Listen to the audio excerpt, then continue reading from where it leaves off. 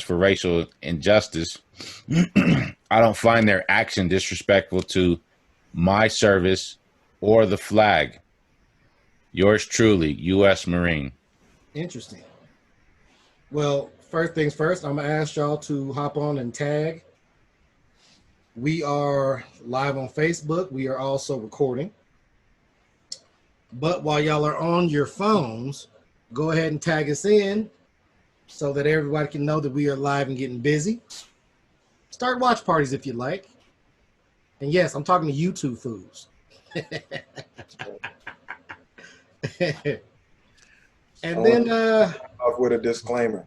yeah, as we go ahead and make it back to YouTube, which we will be hitting YouTube twice, hopefully this weekend. Make sure you hit the subscribe button. Also, like the post. Give us some feedback. Let us know how we did. Let us know if you agree or disagree. Let us know if there's somewhere we went wrong. I don't really care which way you decide to talk to us about it. Make sure you talk to us about it, because I appreciate the commentary that I have thus received so far, whether it be good, bad, or other. We appreciate it. Now, sure. A beautiful segue. Man up. Disclaimer. Man up. I'm staying sober tonight, gentlemen. You's a whole hater. I bet that ain't no strawberry, though. It was actually unsweetened iced tea. Interesting. So the disclaimer I'm going to start with tonight is this. I want to posit my position as a skeptical optimist. So I want to be wrong. The positions that I'll be taking this evening, I want y'all to know that I want to be wrong. And I hope that I'm proven wrong. And I will be the happiest motherfucker on earth if I am proven wrong. Oh, yeah. You weren't here when I actually started off with our musical insert, D-Hart. But you remember that one I sent you earlier, right? Yeah. And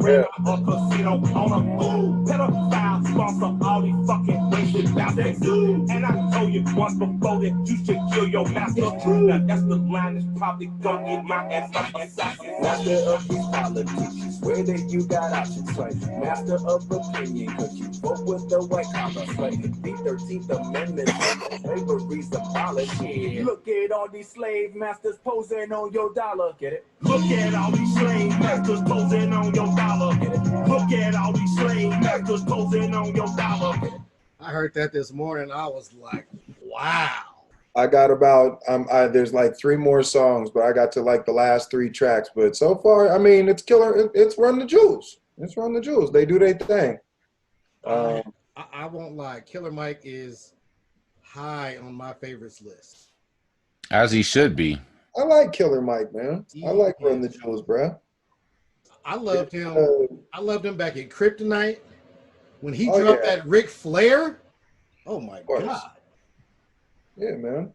No, I like it, but it hits a little different right now. What he said, and the one of my biggest things about him is he is a activist. Yeah, that's what I'm saying. It's hitting a little different right now. Father was a police officer, and he's still an activist. That's what got me is his old man being a police officer. I never saw that coming. Shout out to him though, because he's of all the rappers and celebrities that have spoken out on the issue. Killer Mike I don't think anyone has spoken with more passion than Killer Mike as of yet.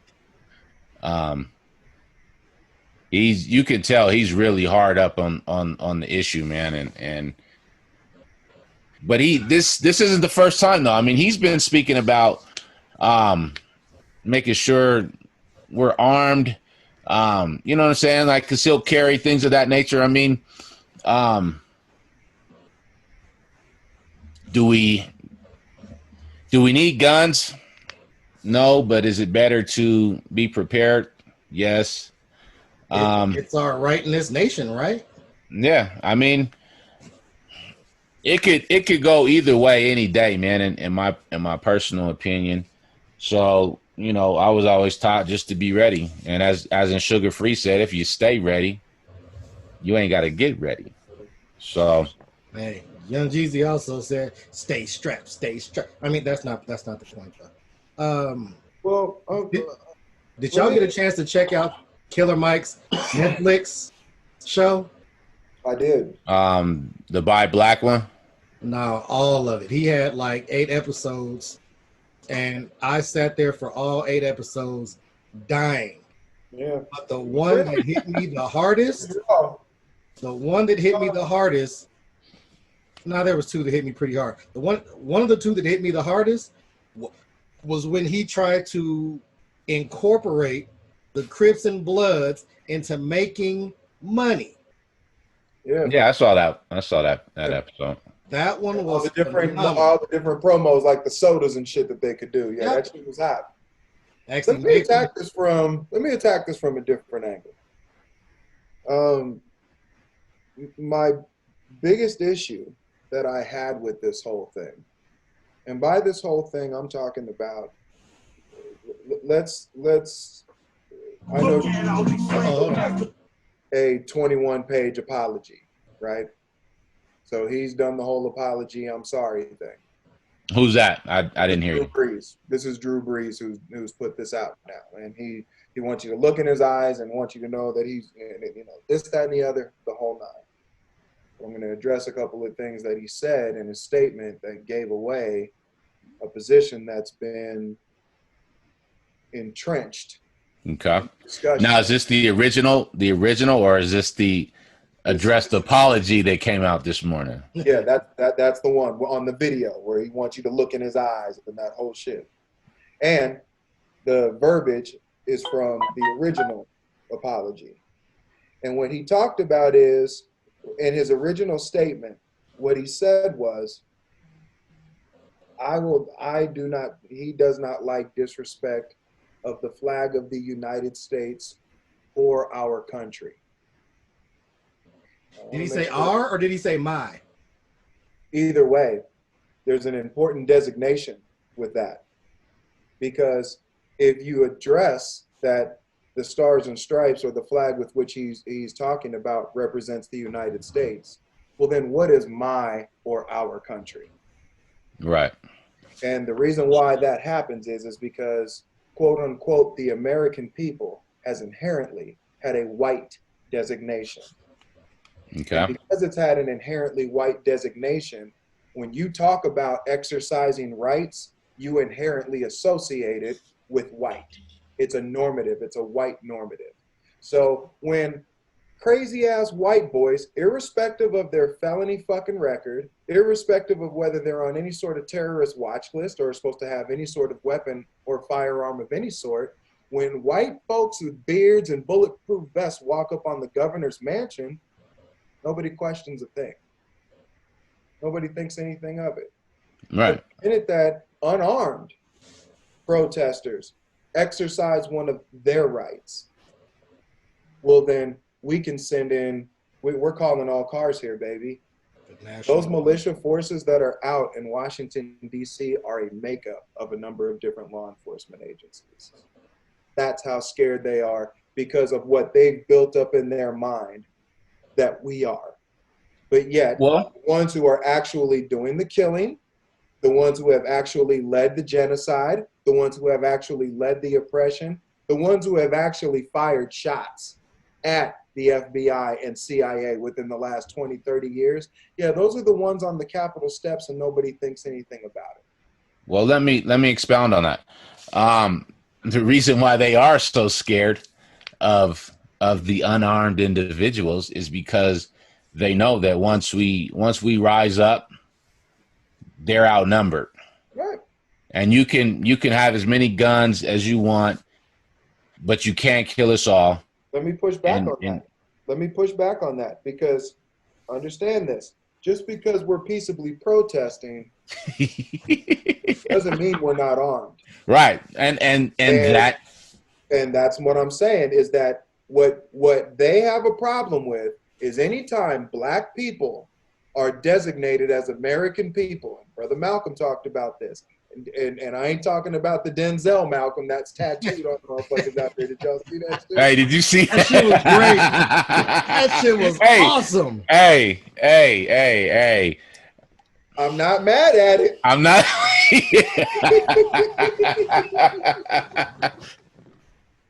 Because it's a cold fucking tattoo. I found that shit by far the most hilarious.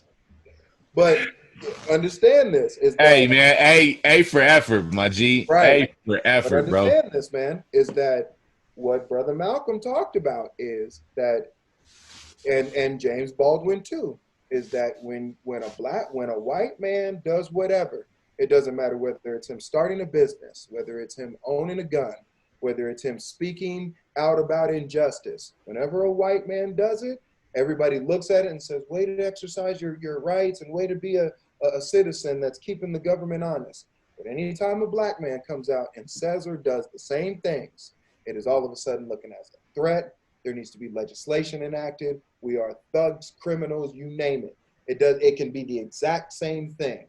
It can be, hey, I like guns, and white people are like, yeah, that's fine. And black people can say, I like guns, and the next thing you know, it's we need to send the United States military in. We need to outlaw this shit. Yeah.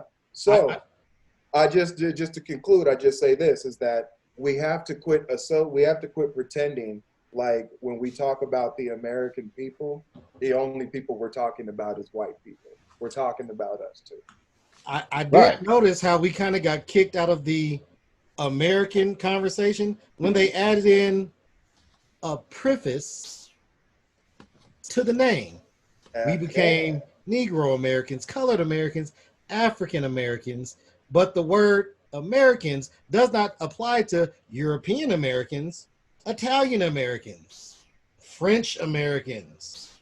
No, they're just Americans. That's the melting pot. Huh. Yeah. Well, but that's because D-Hart, you and myself, we were talking about this not too long ago. At one point, Italians weren't in on the good side. The Irish weren't in on the good side. Exactly. But it wasn't. But see, but that's what I'm saying. It wasn't until they had to get their numbers up. And so that's when Italian Americans, or should I say, let me back up. That's when Italians, Irish, Turks, whatever. That's when they fell for the banana in the tailpipe, because now they could then classify themselves as white and the majority. But can I add one group Please. that was hated up until the 60s?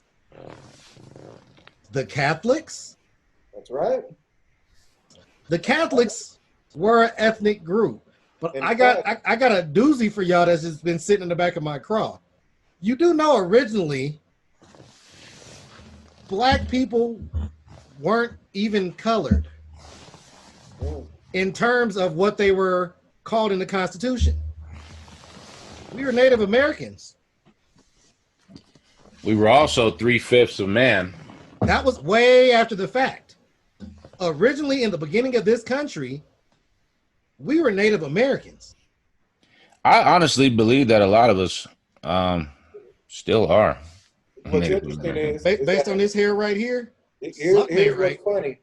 Have you seen my mom's hair? Uh-huh. Hey, the funny thing is, two things can be true at once. We were both 3/5 because we were actually still considered property, but we were also Native Americans. Because when you look at the Native American history, when slaves would run away, they would run to Native American tribes and they would join those tribes. And that's how so many of them got coalited. And so that's not, yeah, both of those things are correct. And there's something that I thought you were getting ready to lead to about with talking about Catholic being a thing. Remember, that almost got President Kennedy, that almost lost him the election because they were worried that he would put his religion before the good of the country. Ask not what you can. America. Hey, and in some cases, Kennedy, he was on the right track, bro. And I haven't dug into the Kennedy files, but I believe that that's part of the reason why he was assassinated, because he was on a different track, and he wanted to abolish the Federal Reserve, which really has nothing to do with the government. But he was, as Martin Luther King said, the riots are the voice of the unheard, and Kennedy said, he said, if you make peaceful protesting or something unmanageable, then violence is inevitable, something like that. But Kennedy, I think he was on the right track, and I think he was gonna actually help unify as well. But I mean, that's a whole nother tangent. But back to the original subject of Drew Brees. Brees has been backtracking.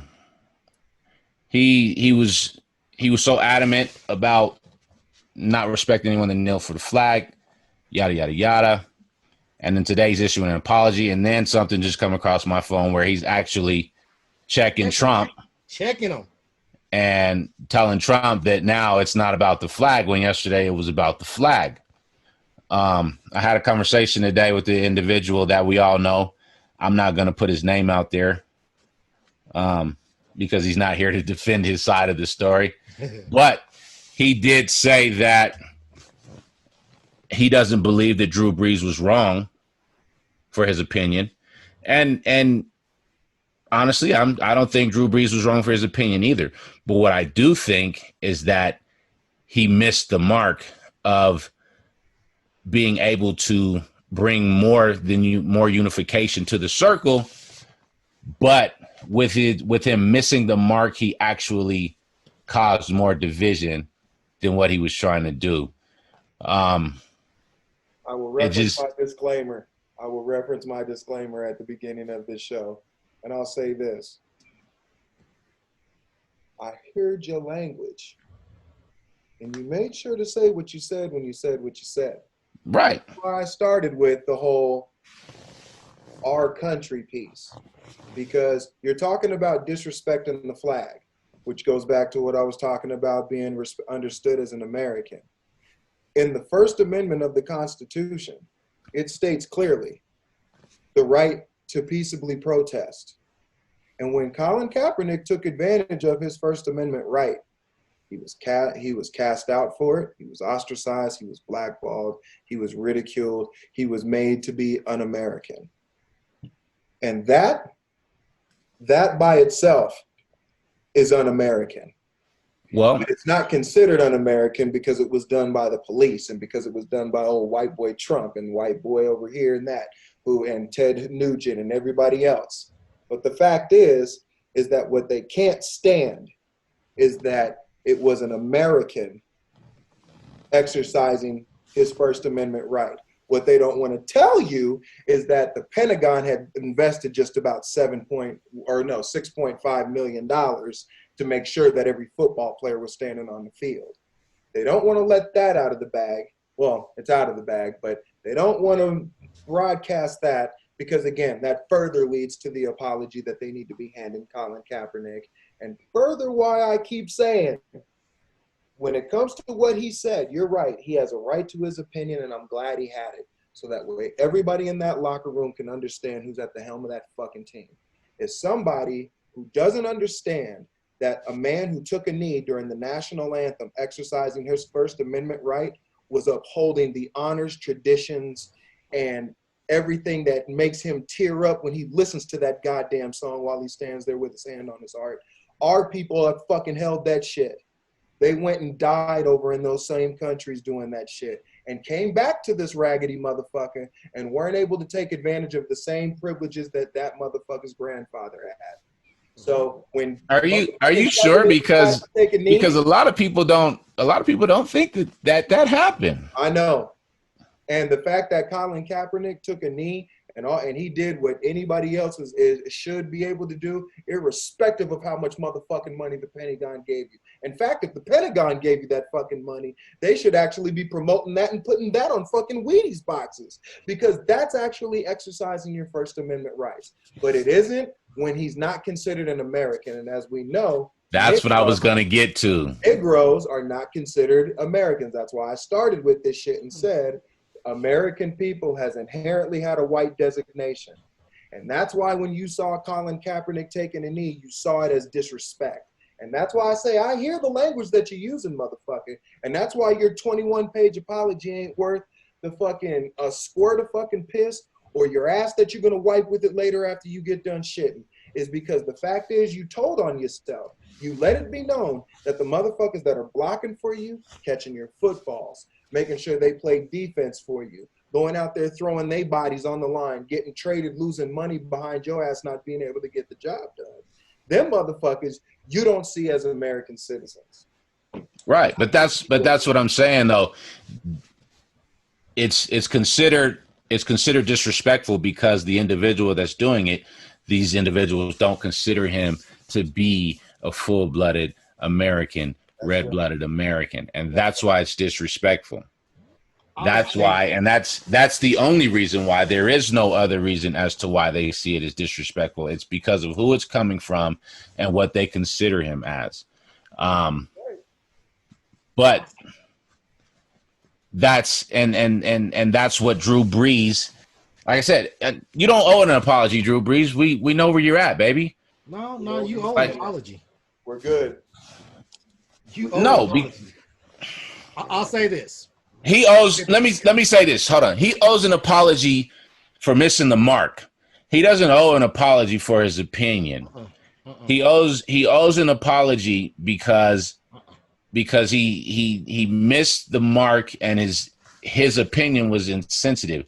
But the fact that his opinion was insensitive doesn't change the fact of that was his opinion. Opinions are like assholes. Everybody's got one. My issue's not with the opinion.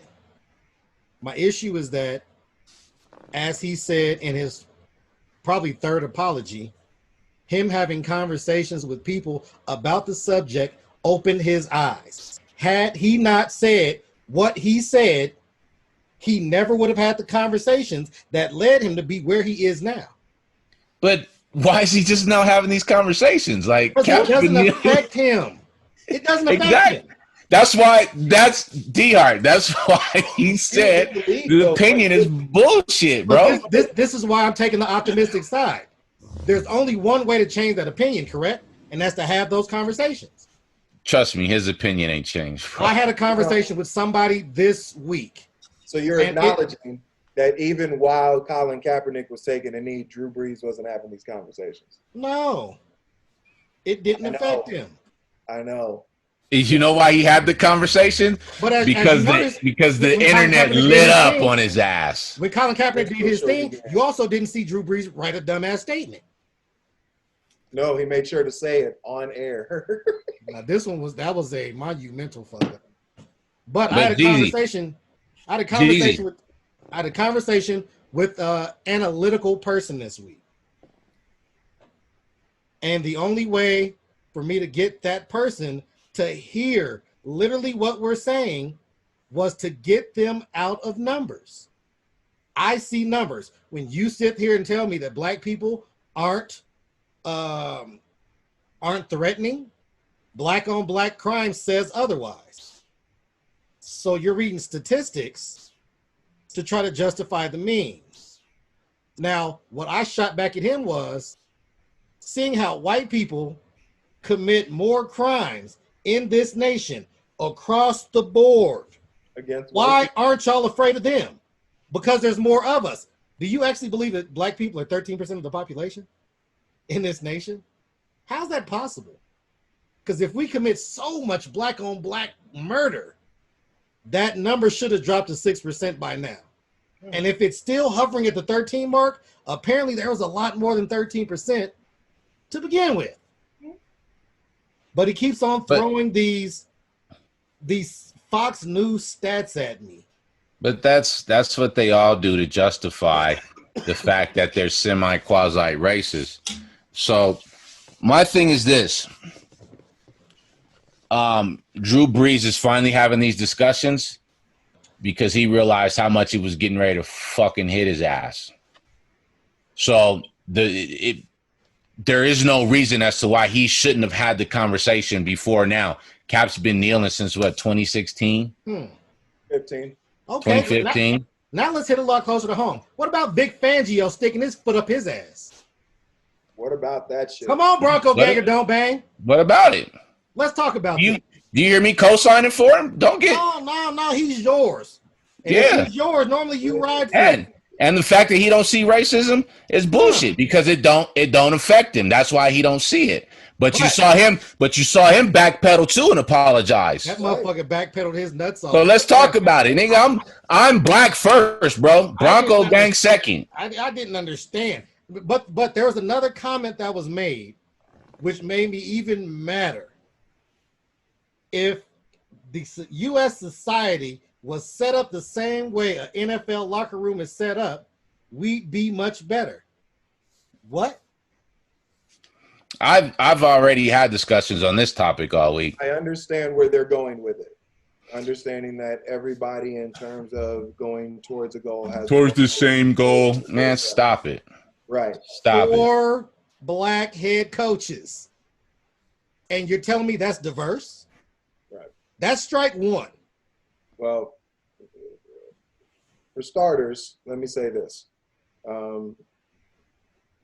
I'm a Bronco fan because, it was what I connected to in terms of football as I was coming up. John Elway was one of my favorite quarterbacks, my favorite quarterback, long before I understood what politics or really had a grasp of what racism or anything of that nature was. And as I got to be more politically aware and realized where John Elway stood, irrespective of the financial justifications. Well, he's rich and wealthy people. That it didn't matter. The fact that he played with black players, that it took the majority of black players for him to win his Super Bowls and be successful or even get to his Super Bowls, and the fact that he would stand in anything opposition to black players always was a little something that stuck with me, if I'm being honest. But again, you grow up with something, you love it, it's what it is. You look past that. But I'll be honest, man, when it comes to just the NFL, when it comes to even the NBA, when it comes to any of this shit, to know that there are so many people that feel the way that they do about black people, it's a hard pill to swallow, man. It's a hard pill to swallow. It's definitely a hard pill to swallow. And I'll be lying to you if I haven't told you I've already lost friends this week over the George Floyd situation. Sounds like we're not real friends. Yeah. But that's why I'm thankful. I'm thankful for the situations that bring about the true light. I enjoy True Colors. Yeah. I enjoy it because now I know where I stand with you, and now I know how to deal with you. Right.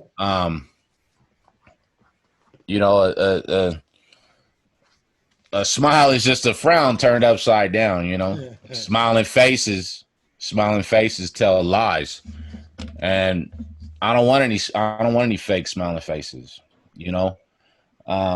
But that's why I'm thankful for all this that's happening, because it's showing who the allies are and it's showing who the allies aren't.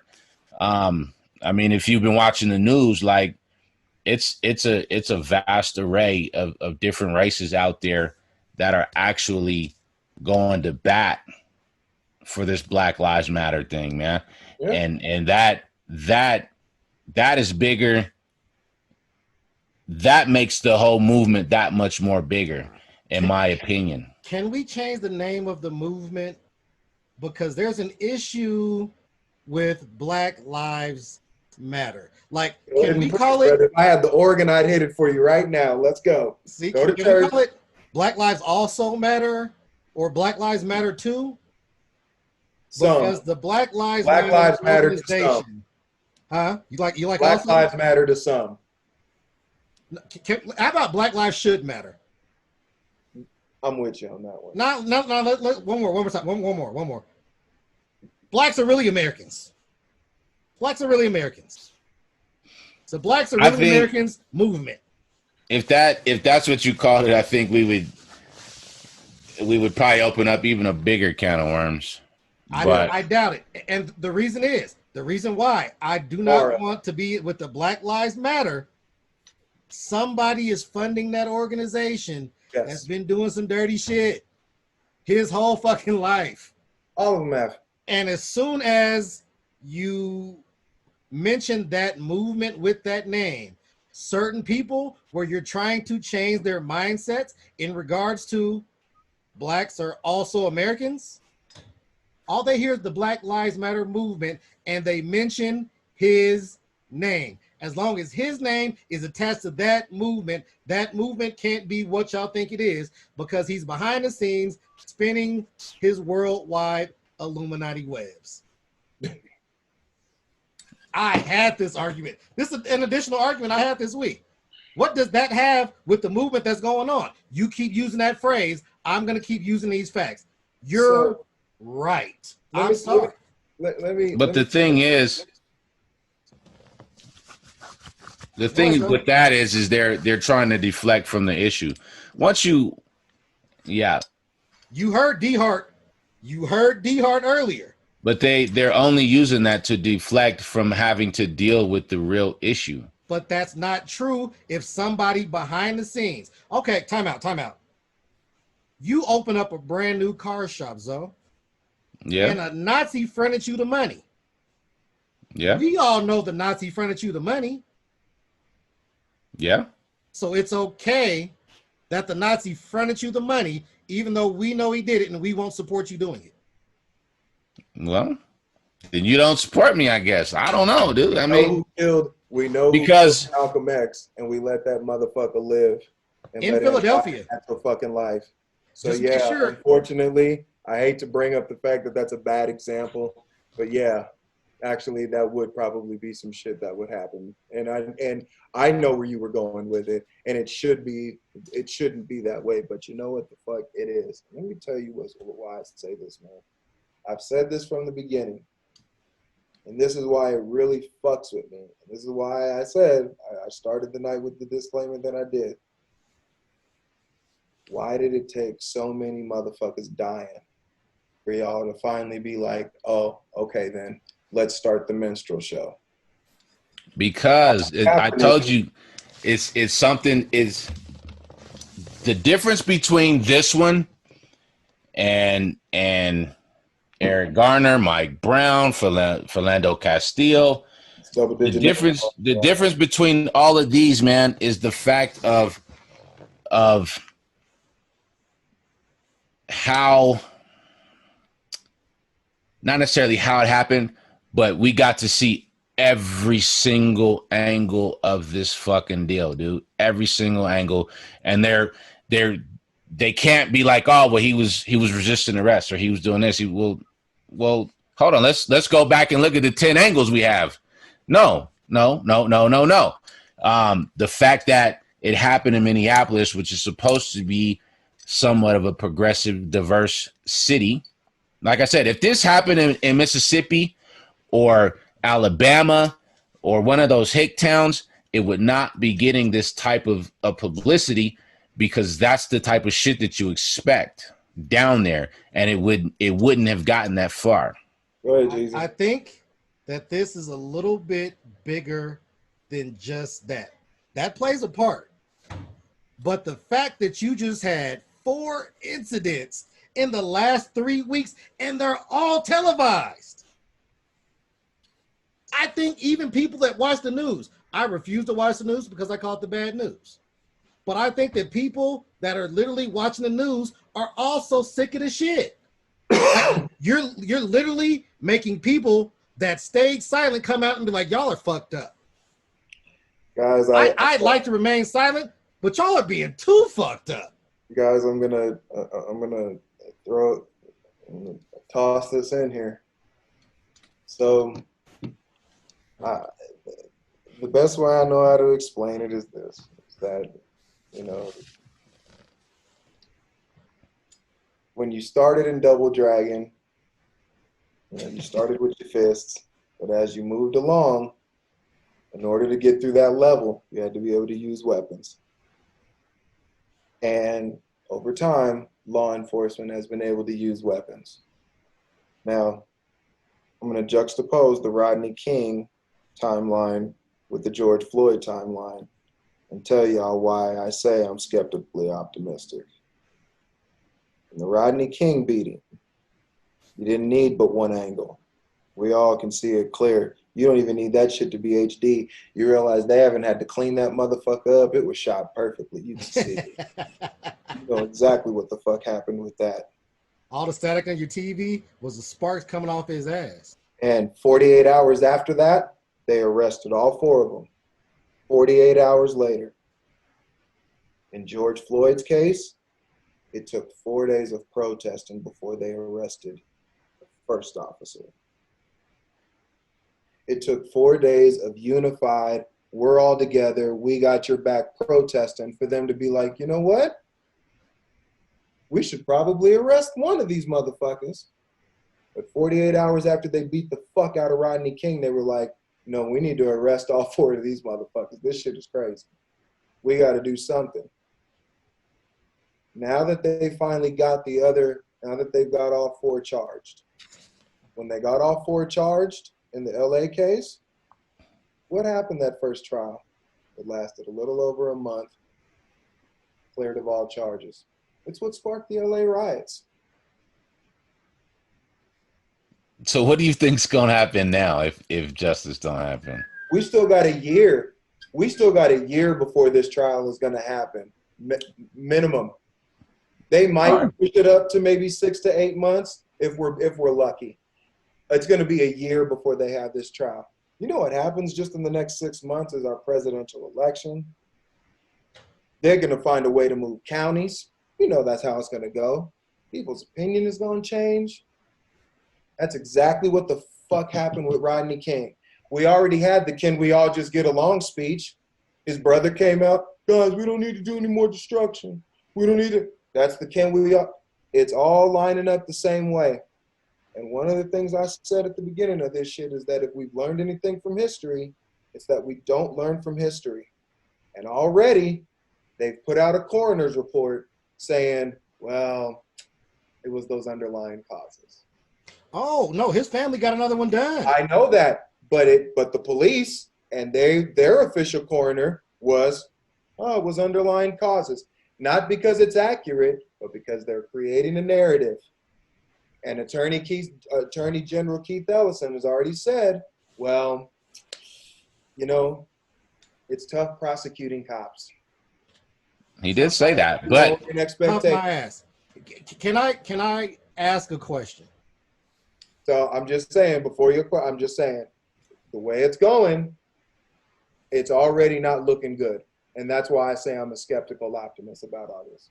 I'm going to ask a question. And to me, it's blatantly obvious. But if they haven't figured out that there needs to be separation between the DA and the police, an oversight committee, something like you're making it too easy on cops to not be professionals. Right. And I explained this to somebody earlier this week. I understand that you don't understand racism. It's cool. Doesn't matter. But you've been stopped for speeding.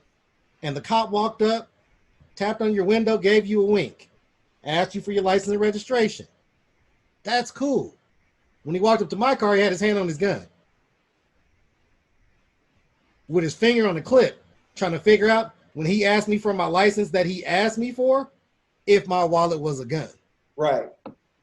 How our views of life are always going to be different. You want me to respect the blue, yet they've spent their entire life disrespecting me. So how am I supposed to sit here with a straight face like the police are the greatest? But When see, but every that's where the single saying, every single instance that I have had a run-in with the police officer, whether I was right, wrong, or other, is always negative, where I'm a threat to his life. but that's where the saying comes into place, where reality is a matter of perception. So the fact that his reality or his perception with cops is positive, your reality, your perception with cops is negative. So that's what shapes the reality of how each individual thinks. You know, I mean, let's say hanging around Crips, for instance. You know, we have a positive experience with hanging around Crips or gang members, so to say, but some other individuals might not. And so their perception of that situation is going to probably be right around the same of your perception of cops. You know, I mean, I hate to say it like that. I hate to use that example, but I mean, that's about as 180 as it can get on both sides of the spectrum. So, I mean, but I get what you're saying. I know what you're saying. I had another one fly past me, and it just, I actually was hit with the comment, why are the blacks the only ones protesting, the only ones mad? You think it's only the blacks, huh? Well, What about the Browns? and The Browns is mad too. And it don't matter which version of brown you use, whether it be the Mexicans right. or the Muslims. The Everybody Browns is. are treated just as bad because y'all all have them lumped in together. But this is Lori, where black becomes hold up. altogether different, guys. Lori asked the question, what do y'all think? What do we think about the NFL changing their stance on Kaepernick's kneeling? What have I said from the Oh. beginning? The minstrel show. They should. But I don't want you to be confused. It's not the NFL changing their opinion. The NFL has an entire media team for this shit. Entire media team. Now, if there is somebody in the NFL headquarters that's doing his job, it would be Troy Vincent. I'll say his name. Troy Vincent got a very good job at NFL headquarters, and he's making sure that he's getting some things done behind the scenes, but he can't come out and say it. But on the other hand, if you think that these 32 owners came out and changed their opinion on Kaepernick kneeling when the only thing they cared about was the bottom line, nah, player, didn't change. Which brings me back to my point about Drew Brees. If you think Drew Brees changed his opinion in 27 hours, use a daggone fool. Hey, Brees has not changed his opinion at all. His PR representative told him to change it's smoke and mirrors. hey, Drew Brees has not changed his attitude at all. Go look at Drew Brees' schedule and tell me that he's done. Oh man, You got some of the worst pass rushers in NFL history coming after your ass this year. Your whole O-line will look like, hey, you remember how they did Willie Beeman? And he went back to the huddle? The hell's wrong with y'all today? Hey, that will be Drew Brees by week 3. Look, Good. I'm not going to talk about tonight because I'm going to save it. But I'm just going to add the fact that you all don't see the coincidence that Michael Jordan comes out and decides that he doesn't come out and decide to pledge $100 million over the next 10 years, the same month that he announces that he had just signed Sean Payton of the New Orleans Saints to Jordan Brand as the first NFL coach of Jordan Brand. So with Drew Brees' controversy coming out, and with people already looking at Michael Jordan with the side eye behind all of this shit, I'm not going to say that just didn't have a connection. We'll talk about that at a later date.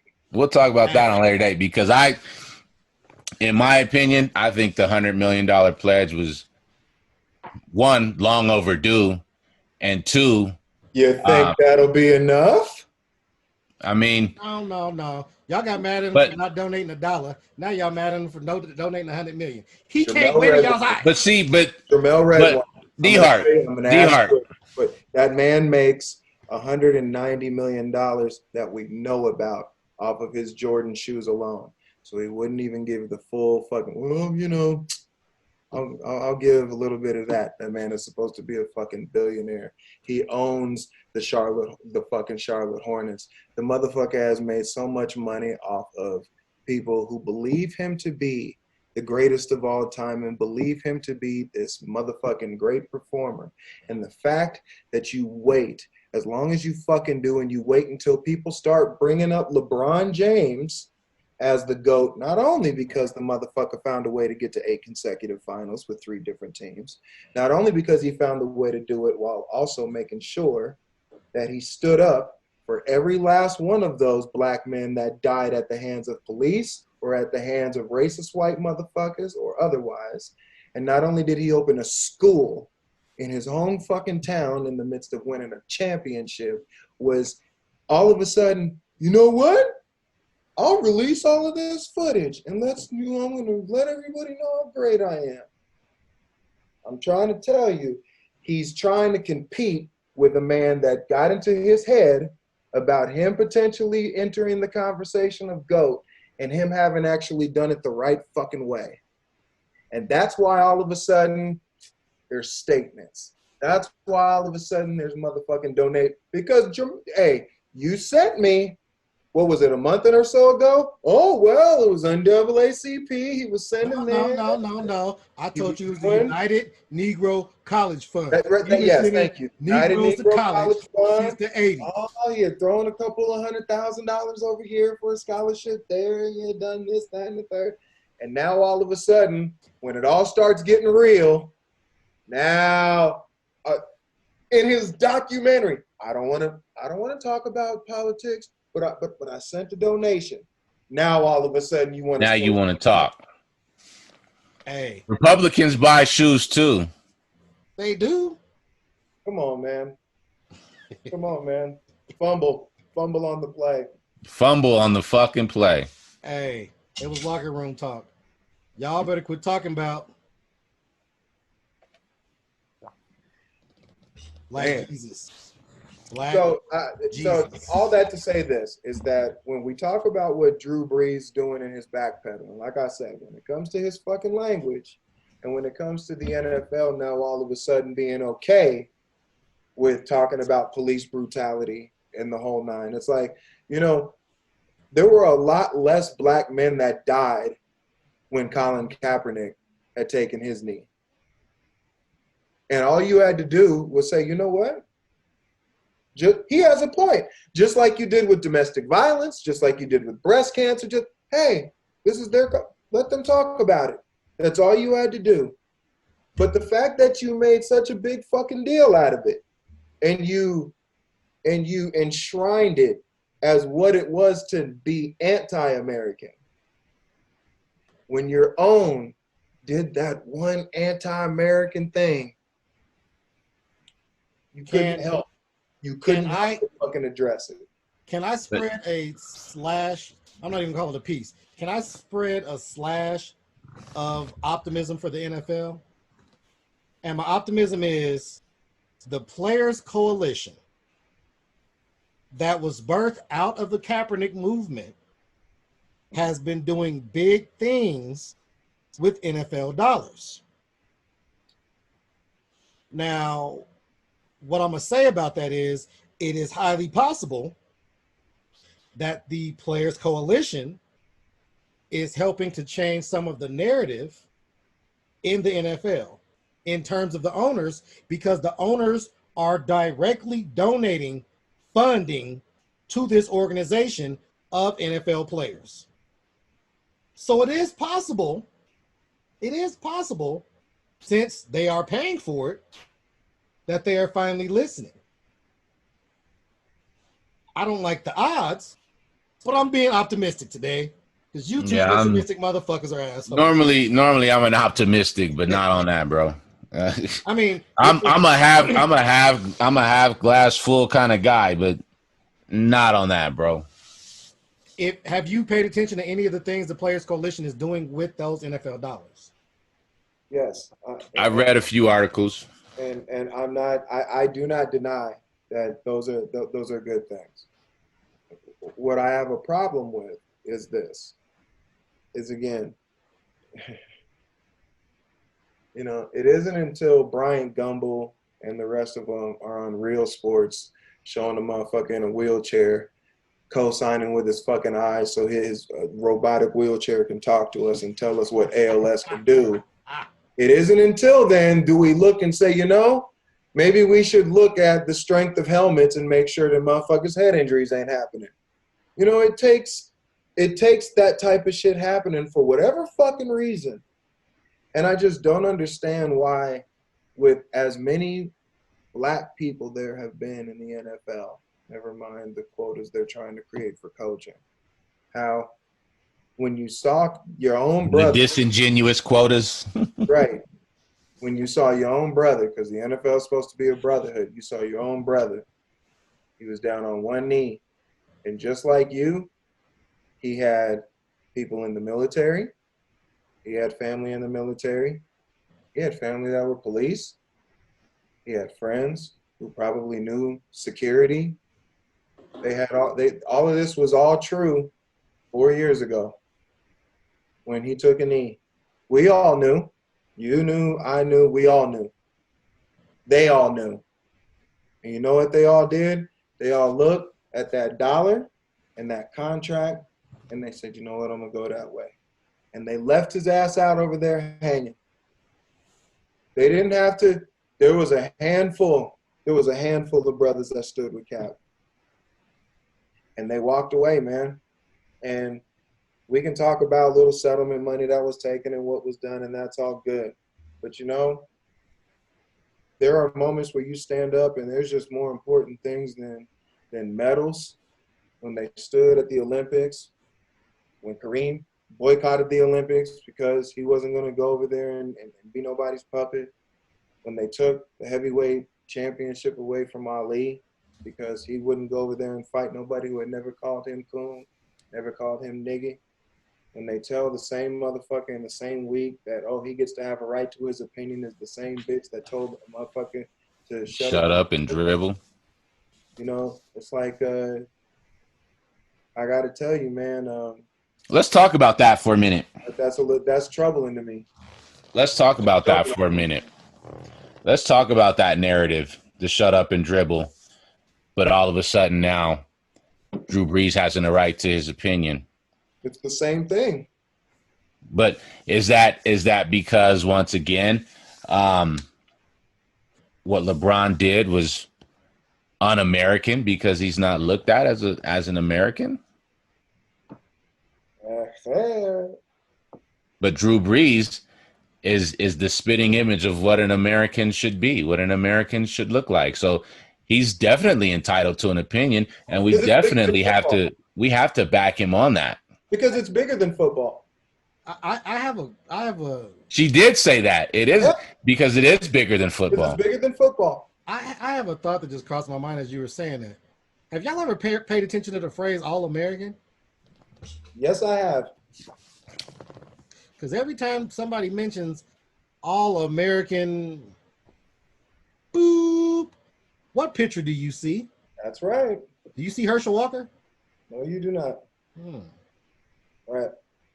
Have you ever watched All American Dad? I have watched All American, right, with the all black cast. Well, that's my All American Dad was definitely not black. Definitely not black. But that's the thing, and they do it just like when the lady said "L.A. niggers." I mean, it comes off so smooth.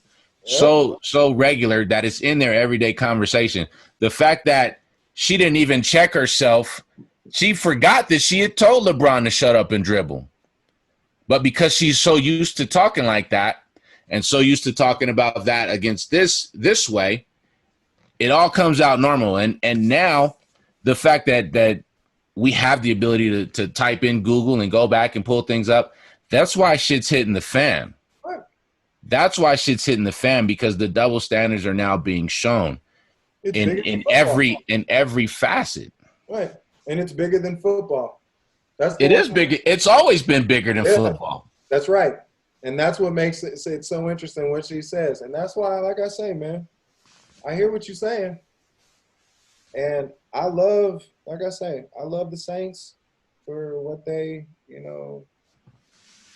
what they represented when, Hurricane Katrina hit.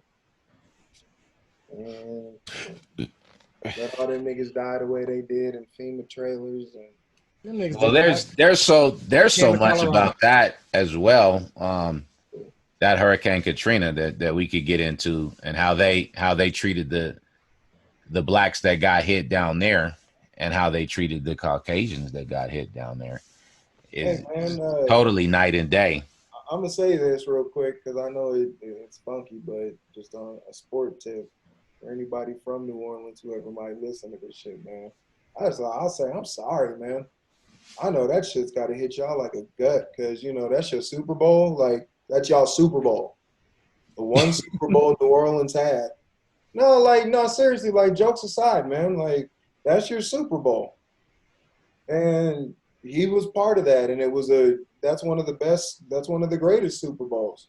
And now to know that this motherfucker feels that way, like that's a real gut punch, man. Right. Gut punch. So I really feel for the city.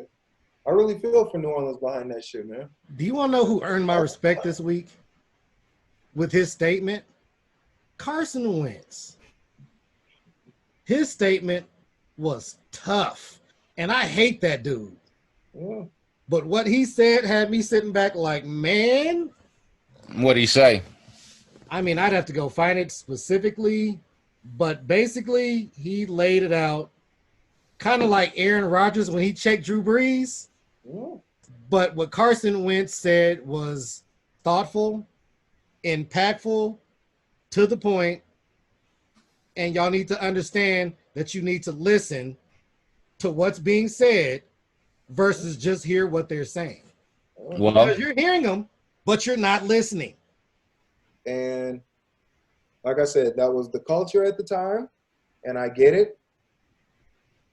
But I point to him because it was the most obvious example, because I remember them putting him on camera because, again, as y'all say, y'all America's team, so you own that both in sickness and in fucking health. And he wasn't alone because it was the majority of the NFL.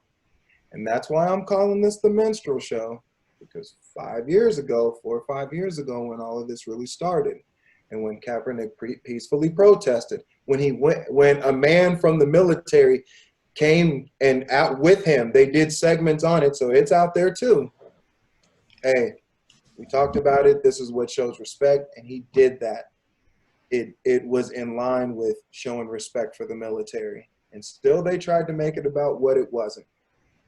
And now all of a sudden, we want to talk about what it is because, like I said, you enshrine that as the antithesis of what it was to be an American. When in all actuality, it was the epitome of being an American. And so now when you see your own law enforcement that you decided to rally for, your Blue Lives Matter, your All Lives Matter, your, let's all just forget and let's be past.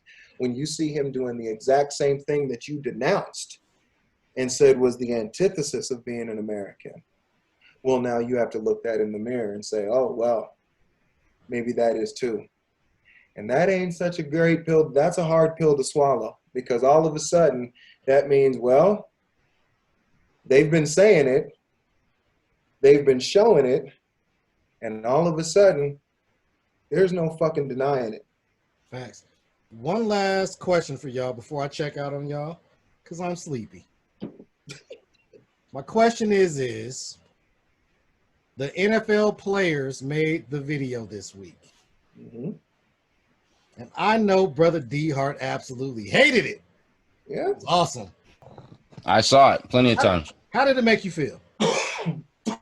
Like it was long overdue. Like I said, where was the video when Cap was being blackballed? I mean, why now? And that's what I'm saying. That's why I'm not taking Carson Wentz's stance on it as genuine. I'm not taking Drew Brees' stance on it as genuine. I'm not taking Dak Prescott's stance on it as genuine, because now it's comfortable and now you can speak on it and now you won't be blackballed for it. Hey, Jesus. So does that mean that the video had any less meaning in it? No, it didn't. But the video was long overdue. The $100 million donation from Jordan was long overdue. Drew Brees trekking Trump was long overdue. Goodell saying, "I'm sorry, we should have listened to these players." Blah blah blah was long overdue. We've all come up together. So check me on this, right? So Jeezy, we've all seen probably the majority of the Floyd Mayweather fights that are out there. We saw them together, right? Facts. Now, leaving him being a punk ass for his domestic violence shit aside, do you recall the Mayweather-Pacquiao fight? Yep. Do you remember how much great sleep you got during that fight? How much what? How much great sleep you got during that fight? Because that was probably the most boring and most dominating fight that he's probably had since early part of his career, because Pacquiao had a shoulder injury. He beat the shit out of Pacquiao. Now look, that was outside of Oscar De La Hoya, that was the most anticipated fight of boxing, was Mayweather-Pacquiao. Yeah, I'm not without question. You're right. Over the last, give it whatever. And when it finally happened, it was like,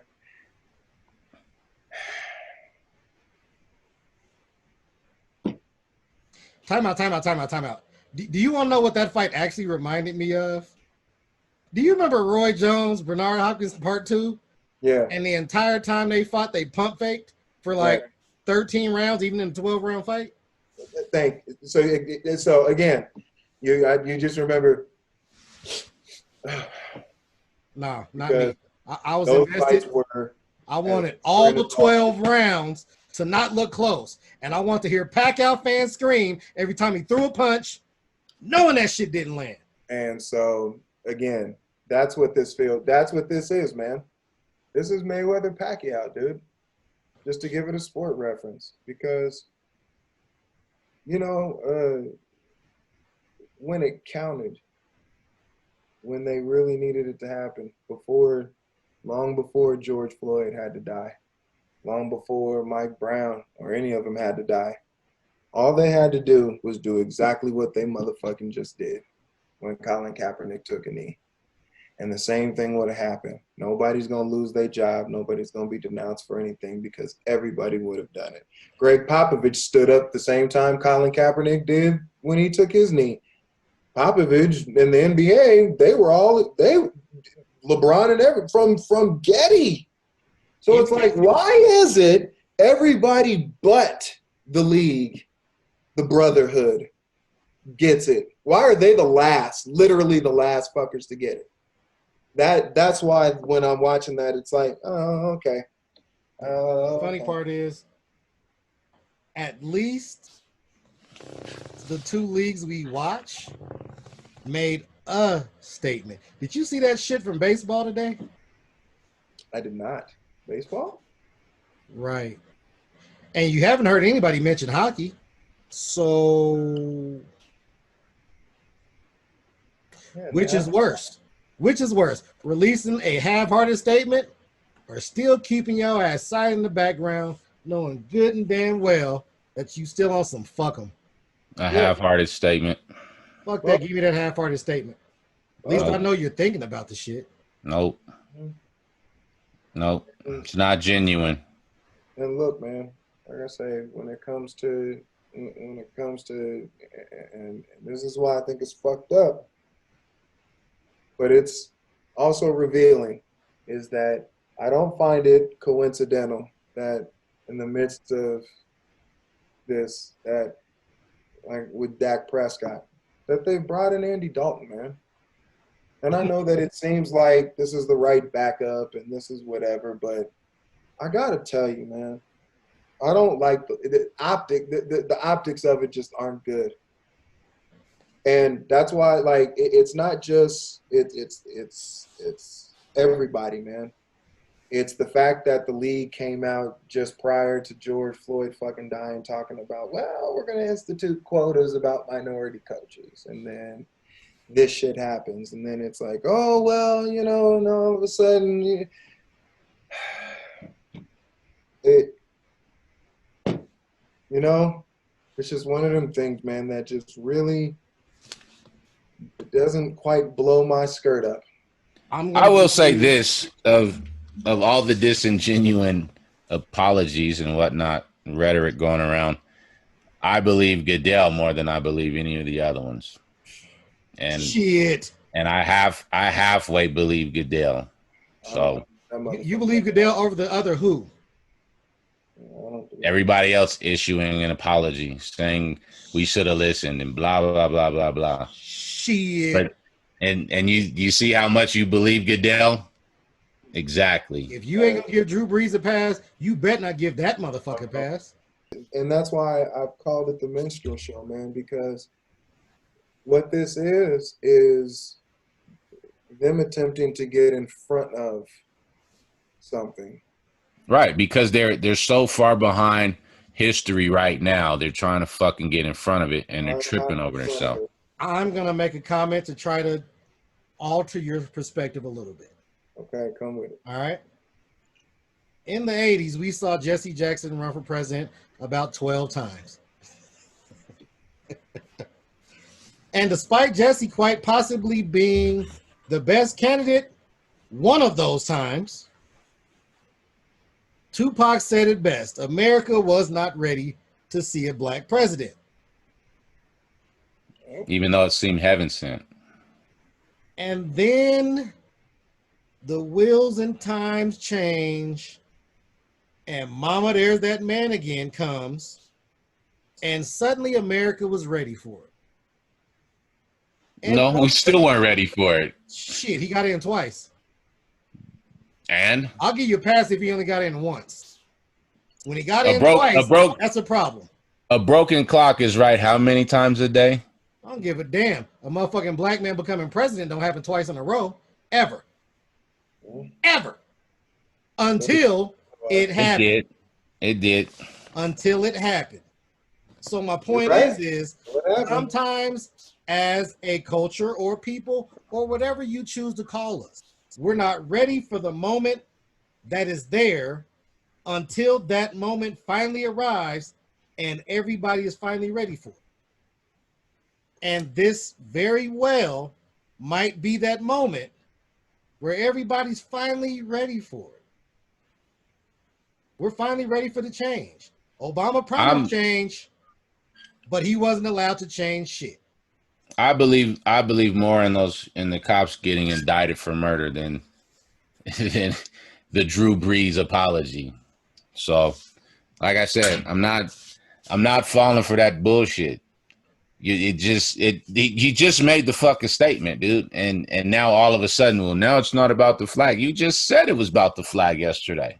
Yesterday. He was talking about the flag. He wasn't talking about the movement. He didn't mention the movement at all, which told me he didn't give a fuck about the movement. That also means that he wasn't talking about the movement.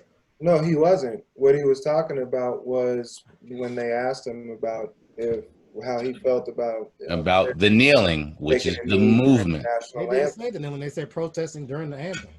Right. Same thing. And what he mentioned was how he felt about the anthem. Right. And he mentioned kneeling. All right.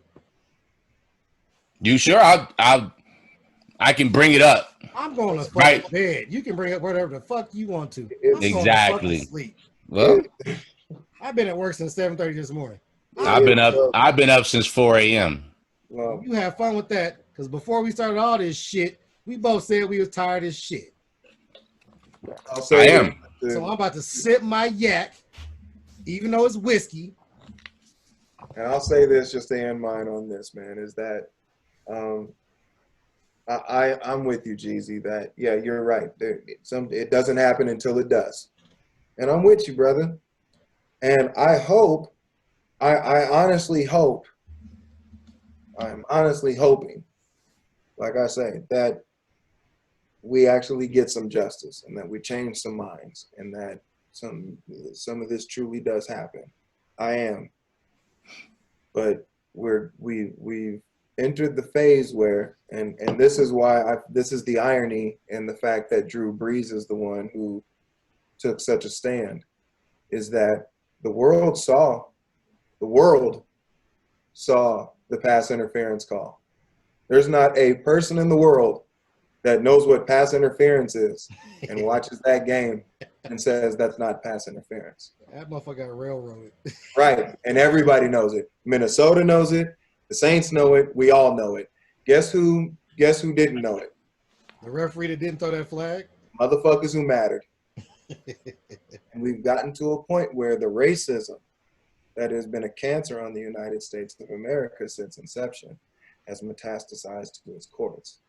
And what's going to happen, as we know, is that we're going to see them attempt to move counties. That way they can get a favorable jury. It's the same thing, and it always has been. And we've seen this, and I hope that we've learned. And like you say, I hope this is now we understand what's going on, and that's why we've gotten an early start. But I gotta tell you, man, you've gotten a look already into what we're seeing, man. I'm going to give you every single piece of ammunition you will ever need to be pessimistic about everything that's going on. You know what? I'm going to stop recording.